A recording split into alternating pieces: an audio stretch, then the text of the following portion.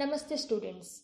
In the previous class, you have learned about blood vessels as well as the blood vessels which are entering and leaving from the heart region, differences between the arteries and veins, as well as the double circulation. Then two types are there, pulmonary and systemic circulation. And in today's class, we are going to study about the tissue fluid, lymph, functions of the lymph, as well as the blood groups and heart related conditions. Next, tissue fluid.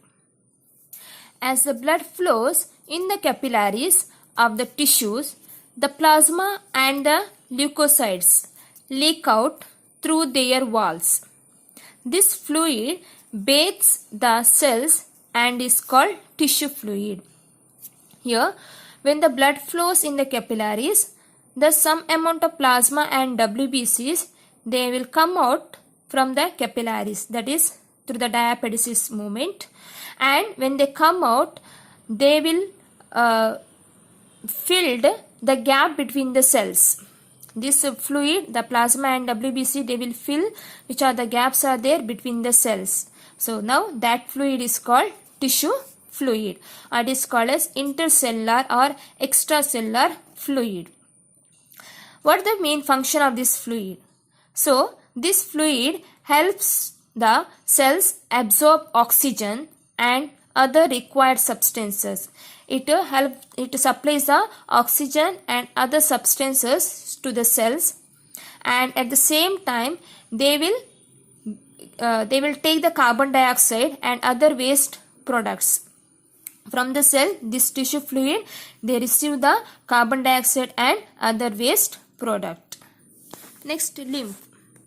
Some of the tissue fluid may be reabsorbed into the blood vessels, but most of it enters another set of minute channels named lymph vessels, where it is called lymph. So whatever this tissue fluid is there, sometimes this tissue fluid enters inside another type of the vessels, that is called as a lymph vessels. Then it is called as a lymph. The lymph vessels on the way drain lymph into lymph nodes, from where fresh lymph channels arise and ultimately pour the lymph into the major anterior veins close to their entry into the right auricle, and is again in circulation. So later, whatever they collect the carbon dioxide content, they will pour into the veins. Then it is carried by the vena cava. Then it goes to the right auricle. Again it undergo the circulation process. Next, composition of lymph. Lymph has two parts. One is the cellular part and is the non-cellular part. In the cellular part, we can see the leukocytes, especially lymphocytes we can see, but there is no platelets. In non-cellular part, it has water, 94% of water is there, and some of the solid content, that is nearly 60%. It may be the proteins, fats, carbohydrate, enzymes, as well as antibodies we can see. Next, functions of lymph. First one, nutritive. It supplies nutrition and oxygen to those parts where blood cannot reach. In which part the blood cannot reach, for that part nutrition and oxygen is supplied by this lymph. Second, drainage. It drains away excess tissue fluid and metabolites and returns proteins to the blood from tissue spaces. So whatever the excess tissue fluid is there, or metabolic waste materials are there, or some of the proteins are there, it again returns into the blood from these tissue spaces. Next, absorption. Fat from the intestine are absorbed through the lymphatics. So whatever the fat content is there in the intestine, it is absorbed by this lymph. There is a special type of lymph is there, that is lacteals. The lacteus, it is present in the intestinal villi, so it absorbs the fat content. Next, defense. Lymphocytes and monocytes of the lymph function to defend the body. Yeah, lymphocytes and monocytes, they will give the defense mechanism to our body.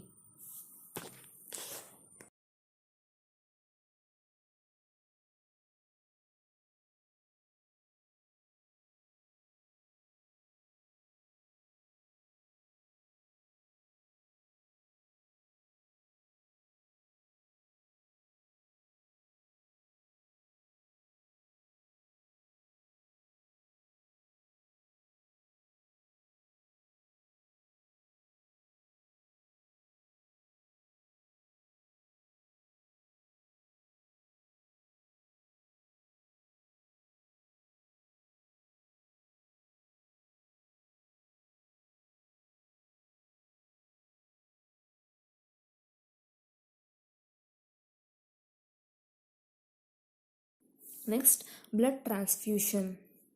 Sometimes it becomes necessary to inject blood into the body of patients undergoing surgical operation. This is called blood transfusion.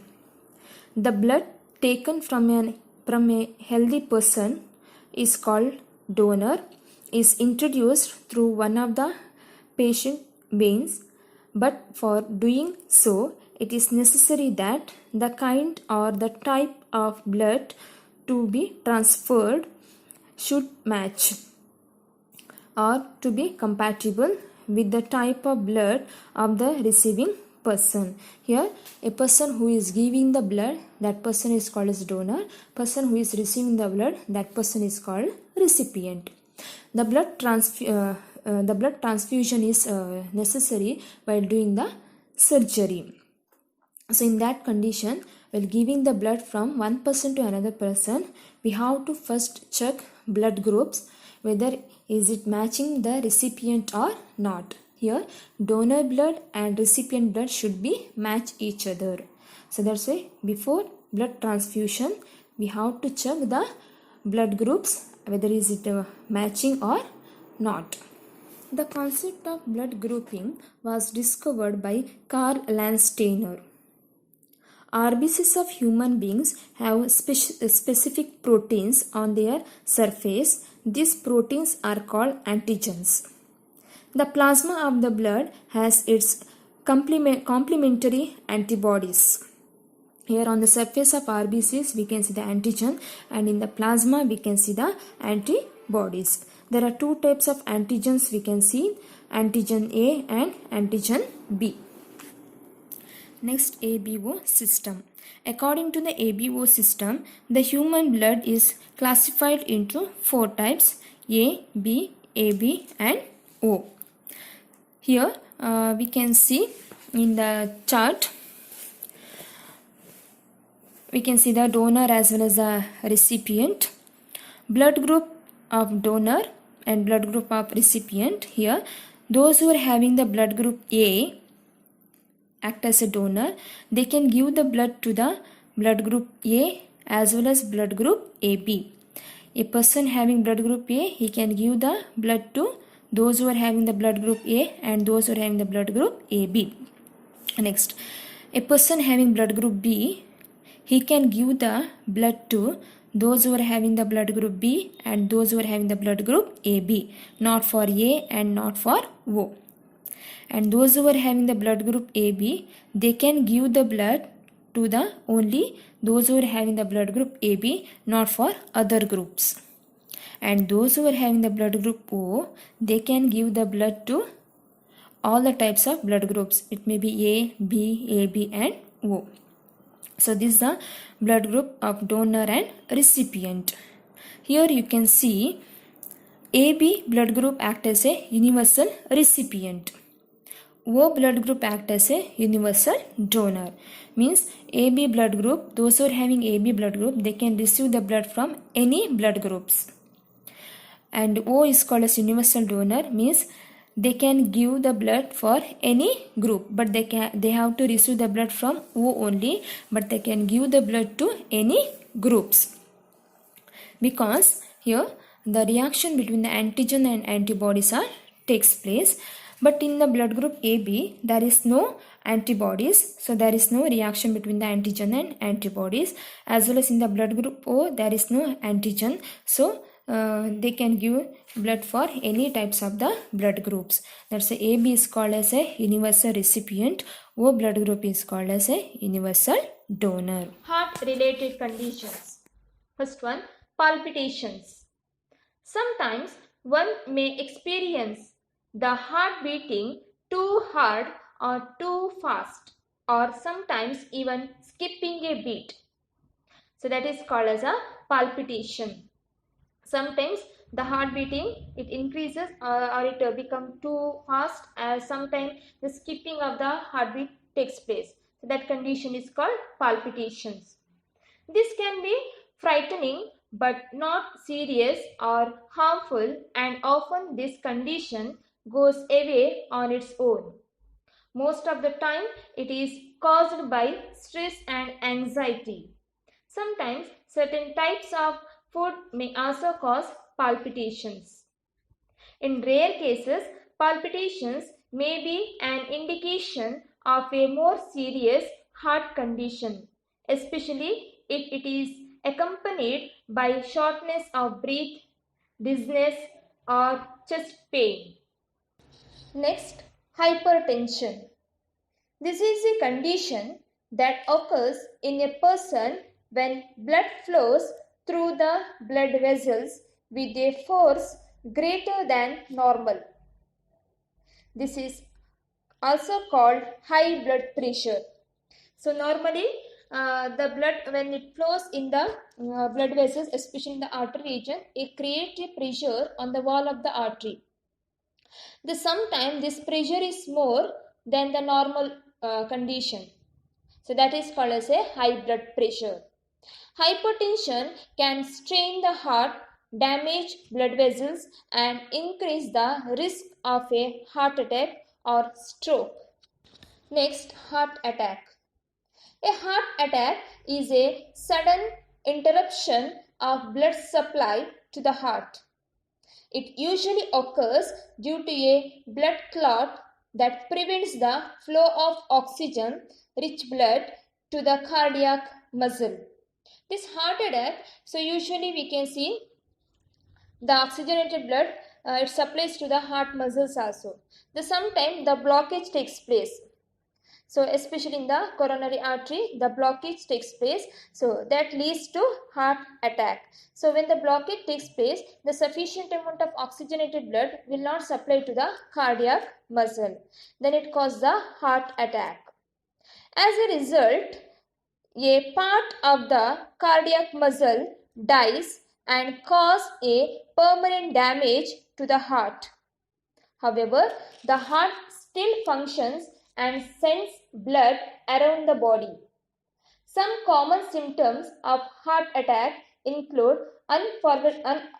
uncomfortable pressure, tightness or squeezing pain in the center of the chest, discomfort or pain spreading beyond the chest to the shoulders, neck, jaw, teeth, or one or both arms, shortness of breath, dizziness, sweating, and nausea.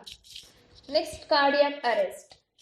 A cardiac arrest occurs when the heart suddenly stops pumping blood around the body.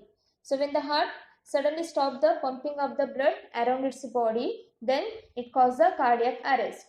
Someone who is having a cardiac arrest will suddenly lose consciousness and will stop breathing or have abnormal breathing. Some people may have chest pain, shortness of breath, or nausea before a cardiac arrest occurs. If not treated within minutes, it usually results in death. The most common cause of cardiac arrest is coronary artery disease, wherein the walls of the arteries thicken as a result of fat deposition. Less common causes include major blood loss, lack of oxygen, low potassium levels, heart failure, and intense physical exercises. Here, coronary artery is the artery which supplies the oxygenated blood to the heart itself, means heart wall or heart muscle.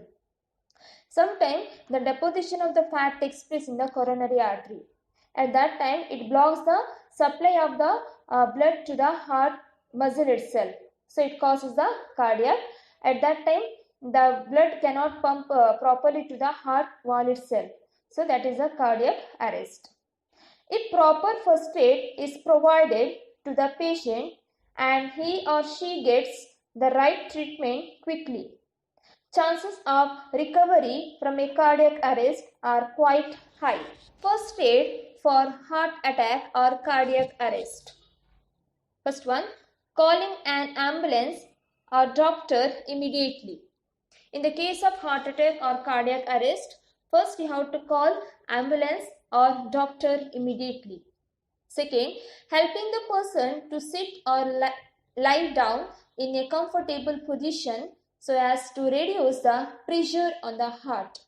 So you have to keep the person, or you have to help the person to sit or lie down and in a comfortable manner and reduce the pressure of the heart. Performing chest compression means pumping the heart by external cardiac massage. This massage will improve the blood circulation until the ambulance or doctor arrives. You have to compress the chest region. So when you compress the chest region, this pressure will improve the blood circulation in the heart before the arrival of the doctor or ambulance. Next, using mouth-to-mouth resuscitation so that the lungs get filled with the fresh air. The person will get more oxygen for the heart muscles to start functioning. So you have to do mouth-to-mouth respiration process. You have to pass the oxygenated blood to the patient body with the help of the mouth-to-mouth respiration process. So in that condition, the lungs will get the sufficient amount of fresh air and the person will get the more amount of oxygen and his heart muscle can function in a normal manner. That is resuscitation, means passing the fresh air from a healthy person to the patient body through the mouth. A cardiac emergency is a health emergency related to the heart. Heart attack and cardiac arrest are both cardiac emergencies, which are life-threatening situations that require immediately calling for emergency medical assistance. Because these are life-threatening emergencies, it pays to know what to do in advance. In this course, you'll learn what a heart attack and cardiac arrest is, the differences between them, as well as the first aid to provide if someone is having a cardiac emergency.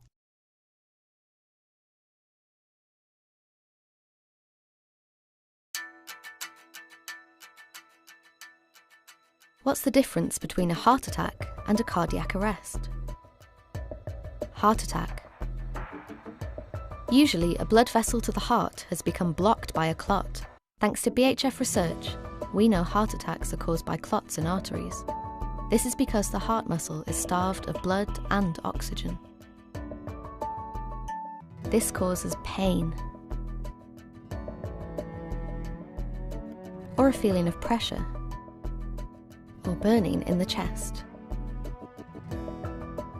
Some people just feel uncomfortable, others have strong pain. The person may look sweaty or breathless. Someone having a heart attack is usually conscious. This is a medical emergency. Call 999. While you wait, sit the person down and keep them calm. Cardiac arrest. The heart has stopped pumping blood effectively. This is usually because the electrical signals in your heart have gone wrong. The brain isn't getting enough oxygen, so the person becomes unconscious. They won't be breathing normally or at all. This is a medical emergency. Call 999. The heart can't pump blood, but you can. Start CPR, chest compressions and rescue breaths can keep someone alive until medical help arrives. Next, how to keep our heart healthy. First one, eating healthy food and regular exercises. You have to eat healthy food as well as do the regular exercises. It keeps our heart in a good condition. Avoid too much of oily and fried foods. They contain fat. Avoid eating up too much oily or fried foods because it contains a more amount of fat. The fat may block the passage of the oxygenated blood. Excessive eating of fast foods deprives the body of the required nutrients. Eating lots of vegetables and fruits is recommended. Here, excessive eating the fast food, it disturbs the supply of the sufficient amount of nutrients to the body, especially for the heart region also. So that's why you have to avoid eating of the fast food. And eating lots of vegetables, it is good for the health as well as the fruits also. Instead of eating the fast food, you have to eat the vegetables as well as the fresh fruits. Eat plenty of fiber containing foods which has whole grain, cereals, oats, etc. You have to eat fiber containing the food items. So fiber is helpful for the removal of the undigested waste materials also. So that's why you have to eat the fiber containing the food items such as grains, cereals, oats, etc. Avoid eating excessive amounts of sweet foods. Too much of sugar in the body is a major cause for obesity. Yes, you have to eat the sweets in a limited manner. If you eat more, so it causes the obesity. Obesity or excessive weight is a very common problem nowadays and the cause of many diseases, especially heart diseases. Obesity means excessive weight. If there is a excessive weight in their body, so it causes the many problems. So especially it causes the problems related to the heart. So that's why how much you are eating, that much you have to do the work. Playing outdoor games is a good form of exercise. It keeps us active and happy. Yes, you have to go outside and you have to play. So it is a good for your mind also as well as your body also.